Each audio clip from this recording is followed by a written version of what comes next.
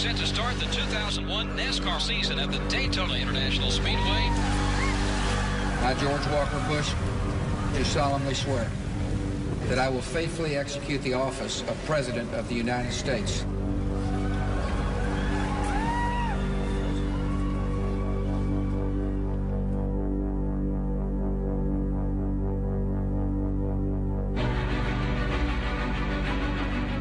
Peaceful transfer of authority is rare in history, yet common in our country. Michael Jordan is poised for a comeback. Duke is celebrating its third men's basketball title. To be able to create a product like this, it's pretty amazing. iPod.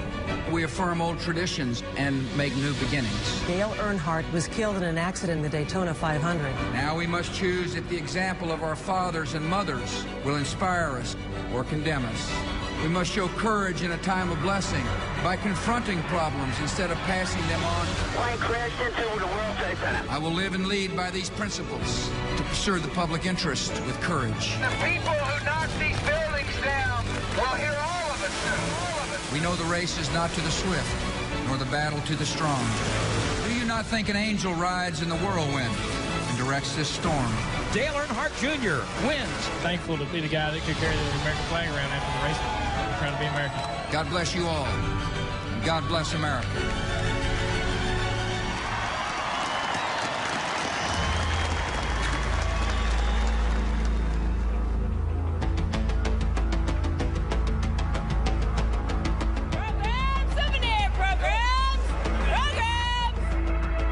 Each NASCAR season begins with a pilgrimage. Thousands of fans brought together by the power of a single event. You go to Daytona in February with the start of the season, and the Daytona 500 is magnetic because it's the biggest event that NASCAR will do all year long. Dale Earnhardt will start from 7th position today, and if there is such a thing as an always favorite when you come to a racetrack, Earnhardt is it. He was an icon. He was the Elvis of the garage during that period, and a lot of fans looked at him as the hero figure. He had set me and Michael down and said, man, one of us can win this race. You know, we can even work together. And so when he came up to me at the car right before we got in, he was sort of saying, hey, remember the conversation we had? Let's do that. We can all have great days. As drivers strapped into their cars, most did so without a head and neck restraint system. But in light of racing's inherent dangers, innovations such as the Hans device were slowly catching on.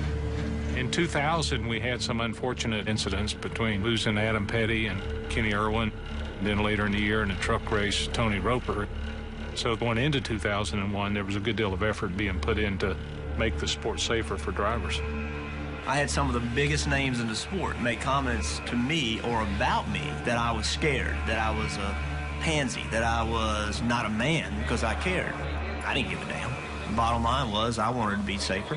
Dale Earnhardt was always parked right across from me in the motorhome lot, and the conversation came up about me wearing the Hans device. His question as he looked at me was, are you wearing it because you're afraid of dying? And I looked back and said, no, I'm not afraid of dying. I'm wearing it because I think that it gives me a better chance, and it's what I look at as the next new safety device and an opportunity that we have as drivers. And certainly I had no idea what that question and how it would come back. Pace vehicle is in. The 43rd annual Daytona 500, the Green Flag Road Racing. Got a couple of corporate teammates, Waltrip and Earnhardt Jr. Then the man who owns those cars, Dale Earnhardt.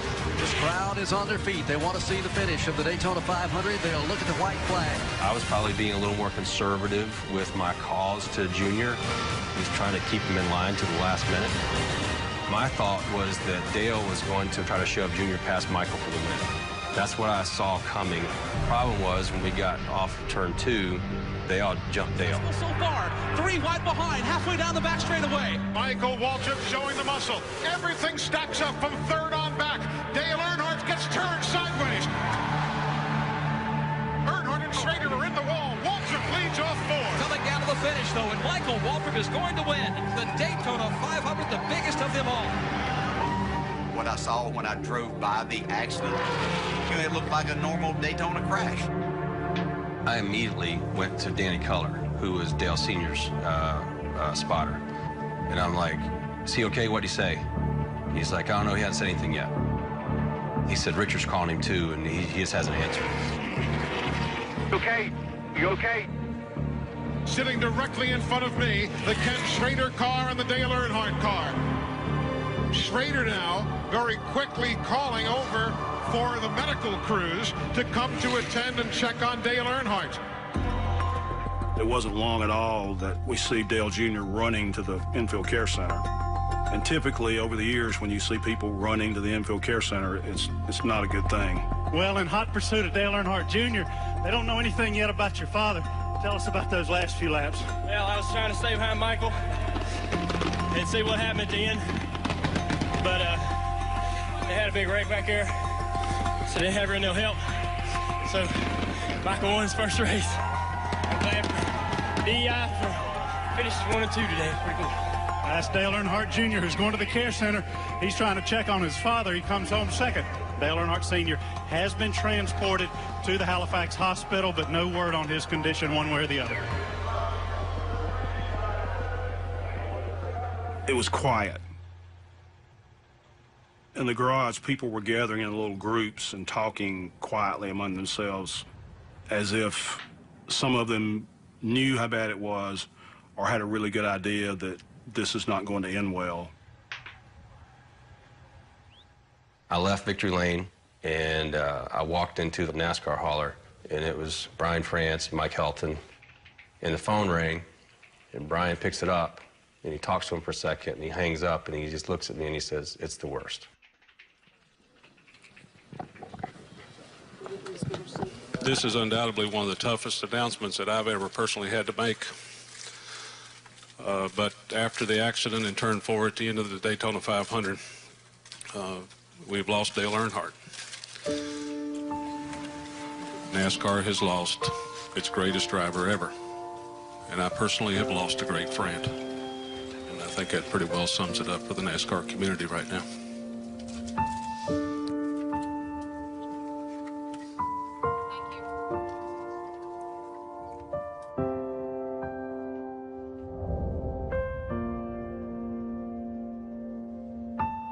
Felt bad for all the fans that were upset, and you know, seeing people crying and carrying on, and you felt terrible for the shock that it must have been for these people to lose their hero.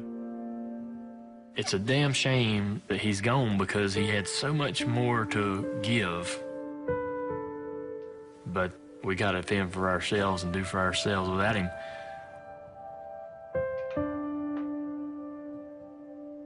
And sadness at the death of NASCAR superstar Dale Earnhardt in Daytona yesterday.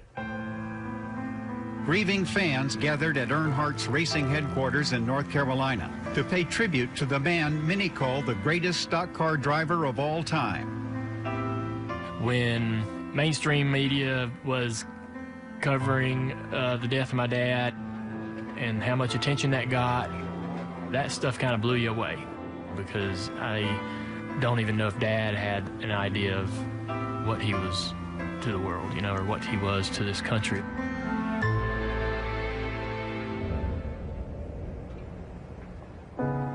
The calendar rarely makes concessions for loss and confusion. A week later in Rockingham, there was an obligation to carry on. I don't think anybody wanted to be at the racetrack the next week, to be honest. I think we all only wanted to be there because we all got to be with each other. I didn't want to be there. I knew I had to go race, because if I didn't go race, I might not never come back. But I didn't care about the race, didn't care about the race weekend. It was more about, is this company going to survive this?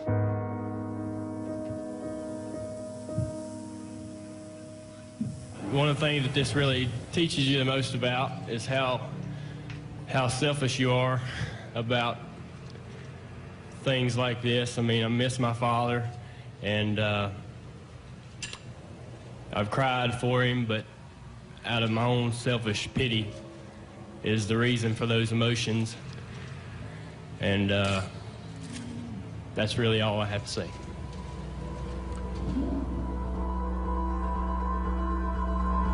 I couldn't imagine what, I mean, he was a kid. And I can't imagine what he was going through. It's your boss. It's your mentor. It's your father. It's the name of the company. And you had just been given the responsibility of the Earnhardt name to carry it forward. I don't know how he was supposed to handle it. This week has seemed like a month. We've all gone through a variety of emotions, trying to reconcile with ourselves just how a hero like Dale Earnhardt could be taken away. Today, life goes on, and so does racing, just like Dale would have wanted it.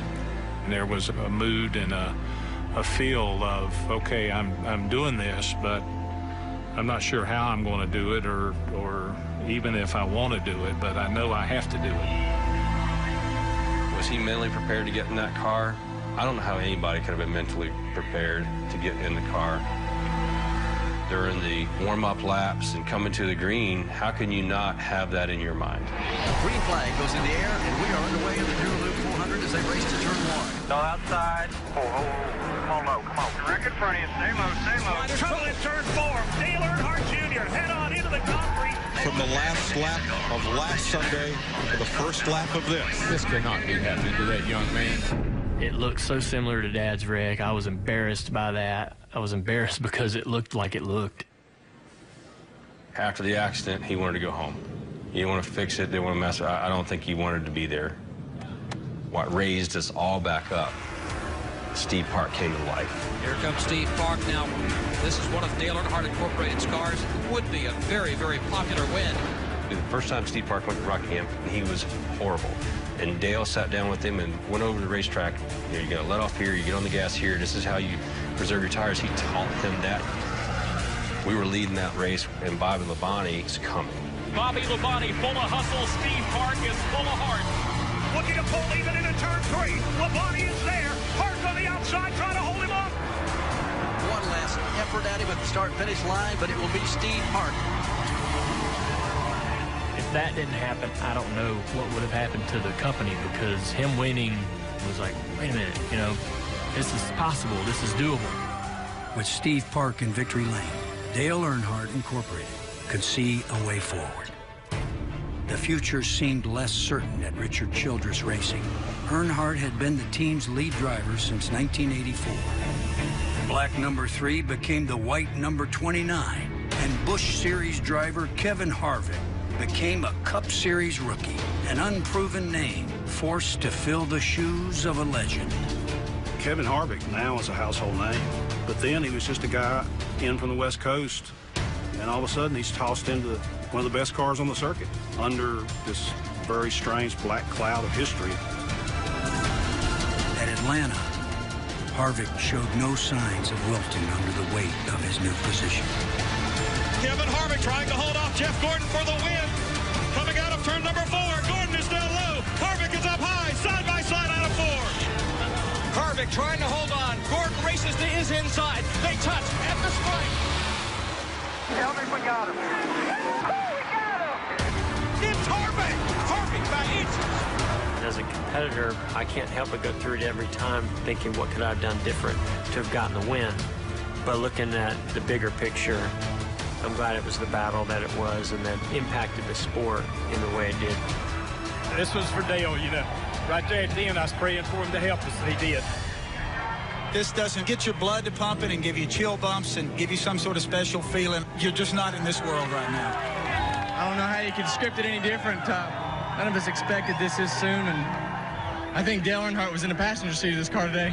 Somebody was making it go a lot better than I was, so all I got to say is this one's for Dale. That might have been the most significant thing that could have happened to Richard Childress Racing, for them to know that going on might be possible. I'm real happy for Richard, and especially the team, because I know how much my father meant to those guys. And it really makes me feel good to go home tonight knowing that them guys has got something to celebrate. Dale Earnhardt's car had returned to victory lane. So had the race team that bore his name. But his son remained adrift, still awaiting his own moment of solace. Heavy fog this morning from Philadelphia up to Boston. That may cause some delays. Now back to New York. Here's Matt. All right, Willard, thank you very much. On Close Up this morning, a tale about a tiger, Tiger Woods that is, becoming the first in history to win golf's 4 major professional tournaments. The world of sports carried out its annual spring traditions. The change in season brought with it NASCAR's own all-star event. And with no points at stake, the Winston was a time to cut loose after the turmoil that began the year. Here we go. The 17th annual running of the Winston gets the green flag. All the cars are loose down in the corner. The track is wet. All these cars are wrecking because I believe it might be raining. Everything was fine until we threw the green flag, and it instantly become unfine. They waved the green flag. The sky opened up. I made it through there, and you're thinking, man, you know, I got a shot at winning this race now because half these guys have crashed. Well, NASCAR let them all get backup cars out. It was an all-star race. It was non-points. It was fun. And so we said, okay, you know, we haven't even completed a lap in this thing, and then we've got a lot of torn-up race cars. So if you've got a backup car, go get it, and we'll start over. You go from thinking my race is done to, oh, wait a minute, there's new life here. Not only did they get their backup cars out, but they really didn't have to go through tests. So all these guys get their cars out, and they tricked them all out. And we're off and running one more time. Jeff Gordon trying to become the second 3-time winner of the Winston, joining Dale Earnhardt. Guys that wrecked ended up winning the race. So I was furious about that whole thing. We shouldn't have rushed into the rain. Then those guys got a mulligan. You don't see that anymore. As summer arrived, the sport's top talent took its place in victory lane. But looming in the distance was a return to Daytona. A couple of my best friends and a couple of Dale Jr.'s best friends actually went back to Daytona a week early.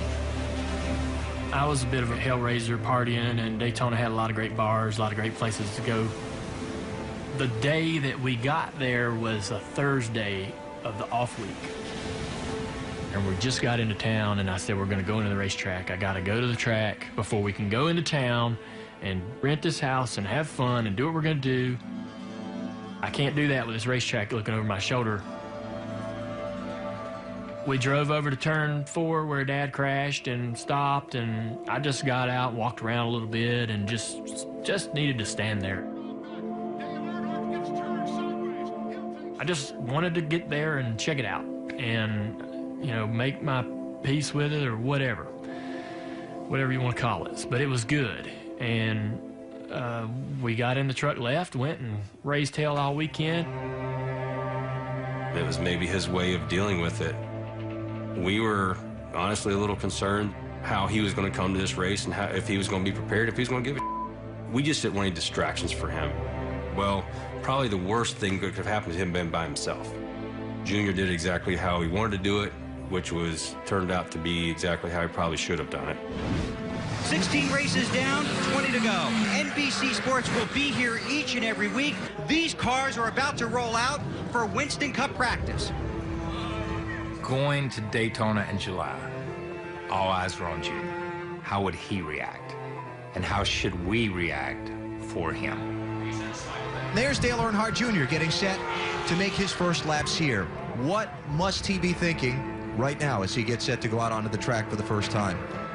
I guess I remember thinking to myself, it's going to be weird going through turn 3 and 4 a couple times. The very first time he came off of turn 4, I'm like, that's where Dale died. I remember it so vividly, just that, like, that's right there, that moment. You know, like, I just, comes to the corner, like, right there's where he spoke. And it did that for like 2 or 3 laps. It's hard not to do that. I mean, it's the last thing you saw from that perspective was Dale Earnhardt crashing and dying. After a couple times, it was over. I think I was okay. The way he handled himself, the way he didn't shy away from it. It's here, it's part of it, it's part of who I am, it's part of who I'm going to be for the rest of my life. He became, in a lot of ways, a leader in the garage that day. Dale Jr. will be a very strong contender Saturday night. That'd be a story. Can you imagine the ovation that would happen if Earnhardt Jr. won the race Saturday night? Today, a 21-gun salute to America. From the USS Constitution in Boston Harbor, the hub of the American Revolution, to parades in America's heartland, a great experiment in democracy, cheered and embraced. As the nation celebrated, NASCAR returned to the site of one of its greatest tragedies. The emotion of that weekend was palpable. Everywhere he goes. Dale Earnhardt Jr. will start 13th here tonight. Many in the garage feel he could be the driver to beat. Gentlemen, start your engines! Some 180,000 fans are packed into the Daytona International Speedway. Can Dale Jr. dominate Daytona like dear old Dad used to? He has a fast car, just enough experience, and tonight, most likely, a little help from above. The crowd is on its feet. The 43rd Pepsi 400 goes green on NBC. With such emotion, pressure, and expectation, many young men would break, but not Dale Earnhardt Jr. He was spectacular. Dale Earnhardt Jr. goes for the lead. The fans all jump to their feet. Earnhardt Jr. leads at Daytona. Check out those fans. They are absolutely loving this. You could see emotion in the way he was driving. He was getting to the front, he was staying to the front, and you were going to have to do something spectacular to knock him out of the front. You know, there's no point in any race where you go, man, I got this, or I'm going to win this race. I always think, what's going to happen? What's going to happen to keep me from winning this race? Trouble off the corner. Several cars involved. 3, 4, 5. Earnhardt avoided the chaos, but the caution came in the middle of a pit cycle and put him in 7th place with only a few laps remaining. I knew with our tires we were going to eat those guys up. I just needed to make sure that I got all the right runs and never got bottled up, where I had to really lift and kill my run. They come to the start-finish line. Time to settle the Pepsi 400 at Daytona. Look at Junior go. Up to 4th. We just sort of hopped right in front of the right people at the right time to get these really awesome pushes. Junior to the outside of Mayfield for 3rd. He just really made some really good moves at the right time. Looked a lot like his dad at that time, where his dad was so much better than we were at drafting, manipulating the air and moving people around. And it just seemed like Dale Jr. caught on to that stuff a lot quicker than everybody else did, and especially that night. To the outside for the lead in turn 4. Dale Earnhardt Jr. rockets to the front at Daytona. Listen to the crowd. The 180,000 on their feet screaming wildly. The noise of the crowd, this almost religious experience, this seeming miracle that Dale Jr. is going to win this race. It's one of the most stunning things I've ever experienced in sport.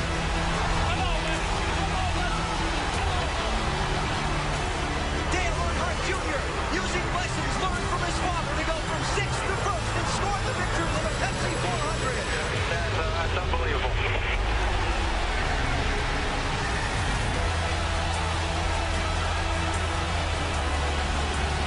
You wouldn't believe the emotion, the tears out here. He loved this place. Hell, listen to them fans up there. They love that kid to death. They were so loud. They were frenzied. They were cheering. They were crying. It was crazy.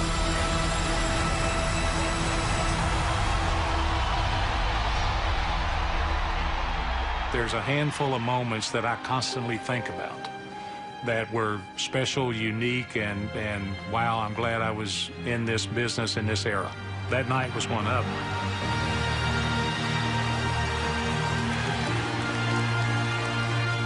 It opened up all the emotions that had been sort of suppressed for the last, 3, 4, 5 months. We finally get to celebrate, and it's okay.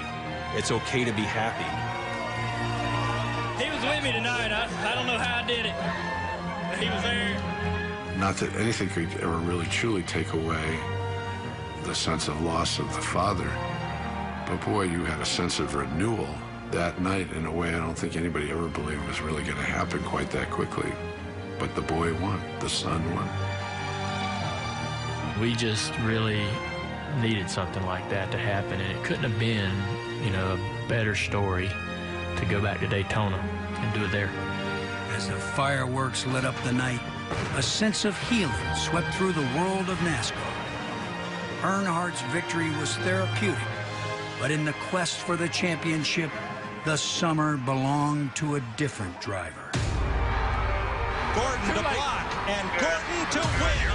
Jeff Gordon becomes a three-time winner of the Brickyard 400. By mid-August, Jeff Gordon had racked up 5 wins and 14 top 5s, carrying him to a nearly 200-point lead in the standings.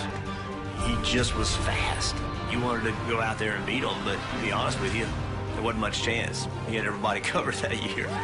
As we won races and built confidence, it just got better and better and better. And we got to the point just past halfway of the season where we felt like this is our year.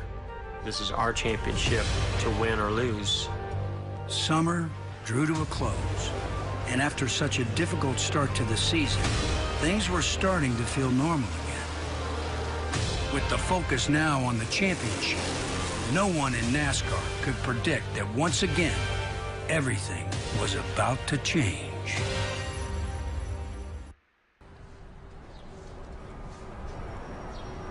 And good morning. Welcome to Today on a Tuesday morning. I'm Matt Lauer. And I'm Katie Couric. What's that Dolly Parton song? Here we go again. Yeah, unbelievable. We've been talking about this for a long time. He retired from the game.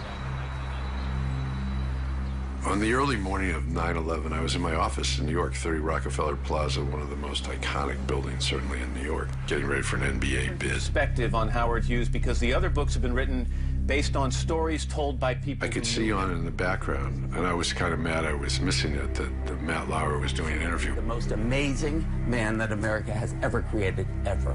Okay, I have got to interrupt you right now. Sorry. Richard Hack, thank you very much. We appreciate the book is called Hughes. We want to go live right now and show you a picture of the World Trade Center. And all of a sudden, I noticed on the screen, they were kind of into something much different.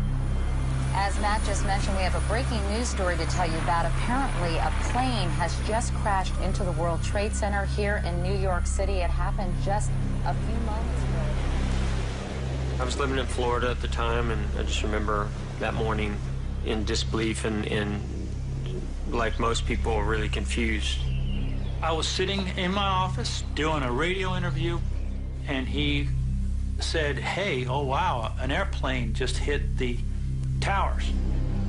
I was testing at Kansas Motor Speedway, and I could see across the garage the race car sitting there, and all the guys are standing in the corner glued to this television up in the corner of the garage. I was at my desk in Daytona and saw the first incident, and like the rest of the world, wasn't sure what was going on, but you knew something significant was happening.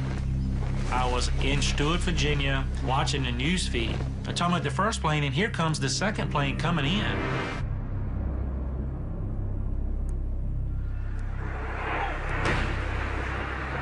Airplane crashed into the World Trade Center.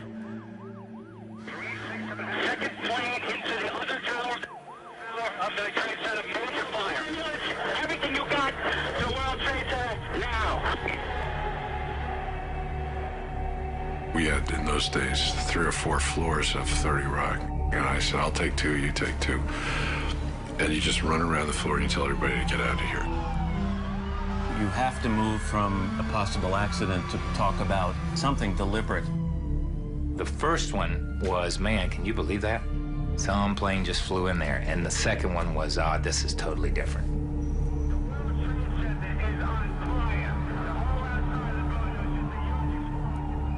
Every emotion is we're under attack, and you don't know what's next. Of course, speculation of a terrorist attack is unconfirmed, although that is what some Pentagon... Katie, I don't want to alarm anybody, but apparently there was an explosion of some kind here at the Pentagon. Intelligence officials tell me that they do believe at the Pentagon that that was a third plane. I don't remember what time it was that I actually turned the TV on. I didn't move. I never took my eyes off the TV all day. This footage we're seeing right now shows that the damage is so severe. This is the most serious attack in the United States in more than 100 years. By mid-morning, our world had changed in a way that it would never be the same again. We're talking about people who were hurt, perhaps killed in this blast. Many of them have been brought to area hospitals, including St. Vincent's Hospital. Is this a dream? Is this, what in the hell is going on? It was really kind of similar to that feeling I had when Dad was killed. It's like, what does this mean for all of us? Pretty scary.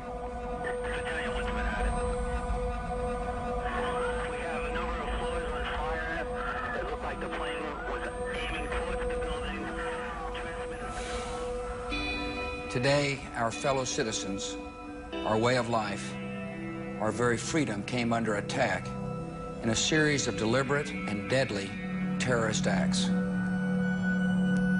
None of us will ever forget this day. Yet we go forward to defend freedom and all that is good and just in our world. Today, it is quiet and nearly empty. And around the country, it's an uneasy start to the day. While everyone is encouraged to return to normal, to get back to their routines, certainly it's slow going. In the immediate aftermath of 9/11, I heard from Bill Jr., a phone call, saying that they had heard from the NFL that they definitely weren't going to play that weekend. We were all still trying to put all of this together. I'll never forget the phone call from Mike Helton. I had several conversations with different drivers and got different opinions, but I think the consensus was that everybody understood that, hey, you guys make the call and we're with you. NASCAR has decided to postpone this weekend's Winston Cup race until November 23rd, the day after Thanksgiving. Sports and entertainment are good complements to a healing process. But there's a time and a place where I think that we landed that you simply have to be aware of the fact that the magnitude of that day certainly was one that deserved peace and quiet. Good morning and welcome to Today on a Tuesday morning. I'm Matt Lauer. And I'm Katie Couric. You know, it's hard to remember what it was like just a week ago this morning, and still, life somehow goes on. As this country did go back to work, to school, and to play, it was, as someone said, not business as usual, but business as unusual. There is a new reality. Professional baseball returns, but like everything else in America, it won't be the same. You got a sense that America, at least in terms of its love affair with sports, they were ready to resume. It wasn't quite yet business as usual, but it was back to the business of racing for NASCAR's elite division. This is a time when Americans all over this country pull together, and NASCAR is no different. It was in our country's best interest and in race fans' best interest to go racing. We would provide a diversion, something else to watch. Everybody wanted to show their support, like, to hell with you terrorists, you know, we're going to continue on. It was a way that we could stand up and show that we weren't going to back down from terrorism. Today, as the race begins in a world full of confusion and certainly frustration, we offer you a dose of fun. Because, folks, that's our job. The atmosphere is unbelievable. There was a lot of emotion and a real sense of everybody kind of coming together. It's events like that that really bring all that patriotism to the surface. And during the national anthem, it just gave you chills.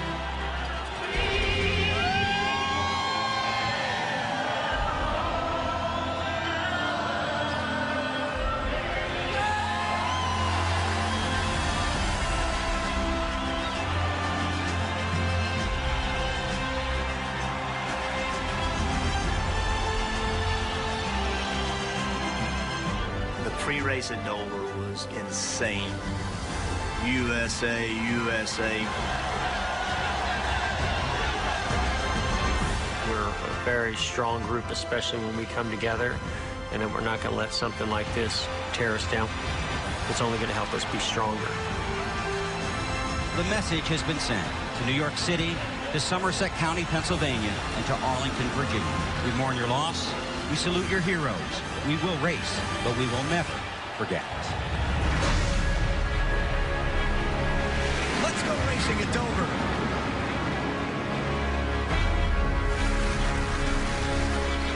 Dale Earnhardt Jr., new leader.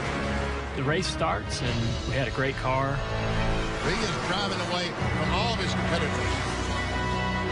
Fans on their feet. White flag is out. This season started very slowly for Dale Earnhardt Jr., but in the second half of the year, things have begun to come around. The American and checkered flags out at Dover. Earnhardt Jr. wins. Hey, where's that big American flag at? And he stuck it in there, and I was like, dang, this is a really big flag. I hope I can hold on to this thing, because it's not supposed to touch the ground, right? And so I jam it down in there somehow, and I'm hanging on this thing, and I'm driving around the track trying not to go too fast to get it yanked out of my hand. To be able to throw that American flag in that car and ride around that racetrack, and with all these fans jumping up and down, what an incredible feat.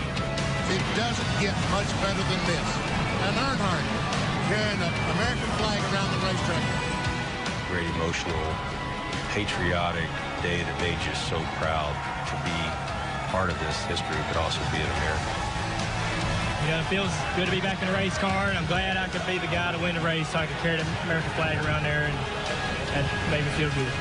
For him to win that comeback race in Dover, to get our feet back under ourselves after 9/11, I marvel at the load that Dale Jr. carried. The victory and celebration were fitting contributions to the healing process. 2 weeks later, the country's military response coincided with the start of the race at Charlotte. Right now, there's breaking news developing, so we're going to go to NBC News in New York and get an update on what's happening. American-led military attacks against targets throughout Afghanistan continue tonight. These carefully targeted actions are designed to disrupt the use of Afghanistan as a terrorist base of operations. Ladies and gentlemen, we're just slightly delayed in the race because there is live coverage of our troops and what's going on overseas. The whole sport, particularly the grandstand, erupts in cheers. That was a proud moment that said, by golly, we're gonna right this wrong. There was a lot of energy of, this is my country. I'm not gonna let this just go by. Something's happening. We're gonna get these guys. 9/11 pushed Americans into a frightening new era. Afghanistan was the first step towards securing the nation. The death of Dale Earnhardt solidified NASCAR's own march towards safety. On October 17th, the sport decided it was time to make a definitive change. NASCAR made an announcement this afternoon, and it's a big one. Head and neck restraints are mandatory, effective immediately. We chose to mandate the use of it. The decision was made after authenticating the benefits and being sure that the pluses way outweighed any minuses that might could happen. I'm claustrophobic, so I was one that really fought hard against it, but I mean, I'm glad NASCAR pushed back and made me wear it.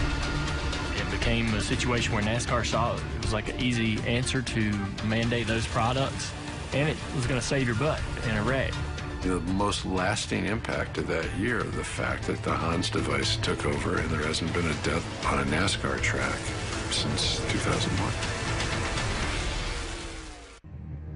By November 2001, the war in Afghanistan and the search for those responsible for 9/11 were still in their early stages. NASCAR's campaign was coming to a close. Jeff Gordon had kept his opponents at arm's length since the chaos of September, winning at Kansas and scoring 5 top 10s. And in Atlanta, Gordon was on pace to clinch another championship. Next time he crosses the start-finish line, Jeff Gordon is the 2001 NASCAR Winston Cup Series champion. 4 times he has won the championship. And he's, what, 30 years old? My goodness. Bobby Labonte wins the race, and Jeff Gordon has locked up the championship. Congratulations, James. That was an awesome run there. Good job, man. Way to go all year. Great job. It was an exciting time in my life. This is all right. You got to enjoy every moment of this, right? To be able to have won the championship, my 4th championship, it was a big deal. You know, it was a big deal to me. That era for Jeff Gordon was one that wrote the script for NASCAR's future. He was the guy to beat every weekend. He was on his game, and that's what sports is about. And he was the franchise at the time. In an era when the championship was decided on total points, Gordon earned the title even though there was still one event left. The New Hampshire race, postponed in the wake of 9/11 and held the day after Thanksgiving. What I remember as much as anything is nobody complained. Nobody complained that they were spending Thanksgiving in a hotel room or in a city that they weren't used to, with people they weren't used to spending time with or whatever. Nobody complained because we all knew the reason why it had been kicked to that point.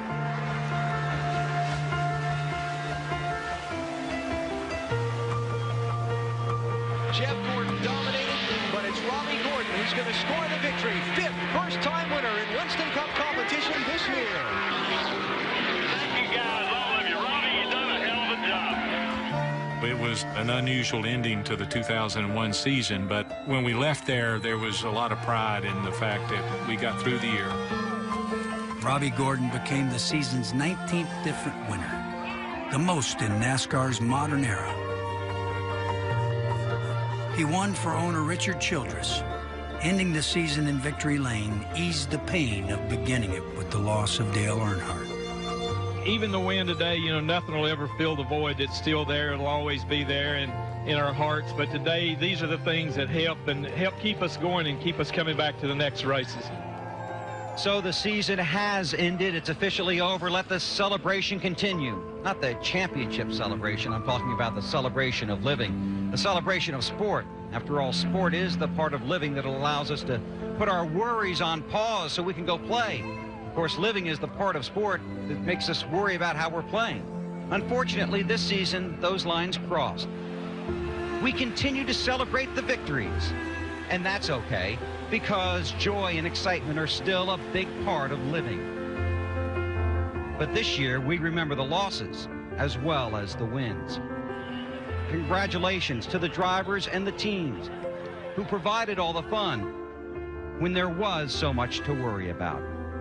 Every NASCAR season ends with an awards banquet. But that year, there was more to honor and reflect upon than just racing.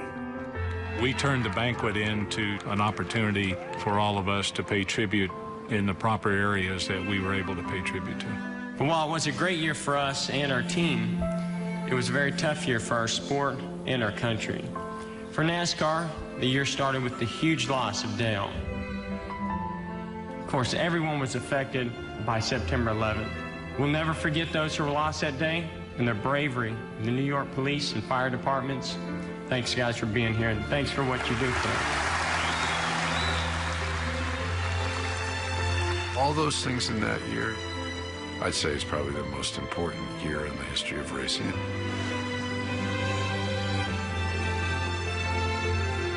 When you look at so many things that happened and that moved and shuffled and changed that year, it was like there was a shift in how people saw the world.